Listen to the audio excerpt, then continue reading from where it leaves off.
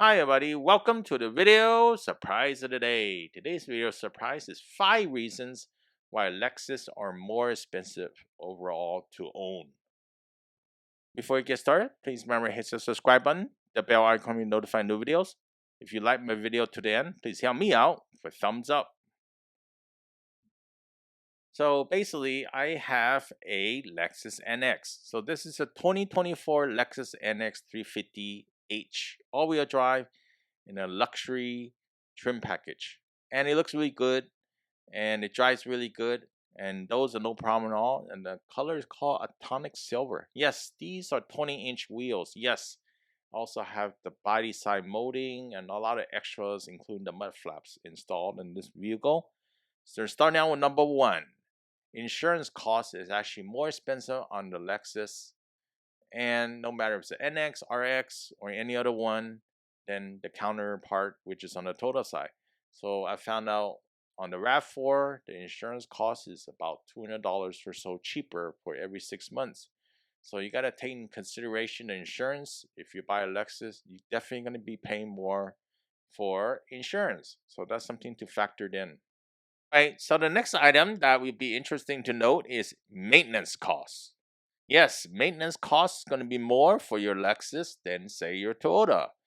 For one, the parts going to be more expensive because the OEM parts, even though it still says Toyota on there some way or another, somehow the Lexus parts cost more in general, right? And also the shop rates. Yes, I mean the dealer shop rates will be more expensive. If you go to a Lexus shop, the hourly rate of the mechanics get paid more than say the Toyota dealership. Okay, so the next item is the fuel cost. So fuel cost actually varies from different vehicles. And say if you got just regular, say the NX 350, for example, right? Compared to NX 350h, there's actually a greater cost for the fuel for the NX 350 compared to the NX 350h because the hybrid helps you save fuel. So those are little things I'm not considering in this part of the video. But what I'm going to talk about is this. So if you have an NX 350h or NX 450h, keep note that 91 is the preferred premium unleaded gasoline octane level. So if you decide to use something like an 87, you can't find 91. In this case, the performance may decrease. For prolonged use, 87 could damage your engine. That's what it's saying over here. It's in the owner's manual. I'm just pulling this thing out. And if you have an NX 350, you have to use 91 as well or higher. But NX 250 is an exception. You could use the 87. So 87 octane works well on the NX 250. Number 4, the vehicles are actually a higher price vehicle. So if you choose the Lexus over say the Toyota. So it could be like 10,000 to 15,000 more, just for example, right?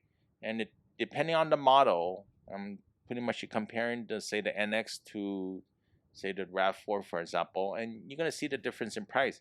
But you do gain in the experience and the drive. So that's something to really note, that you are paying more, but you get quite a bit more as well. Number 5, from iccars.com, there's a higher depreciation for 5 years on the Lexus than the RAV4. You can see that on this chart. And so the difference is if you buy value, you're going to save some money in terms of depreciation if you need to sell in 3 years time frame, right? And or in 5 years. But definitely you're going to see a higher depreciation if you buy the luxury one, which is the Lexus.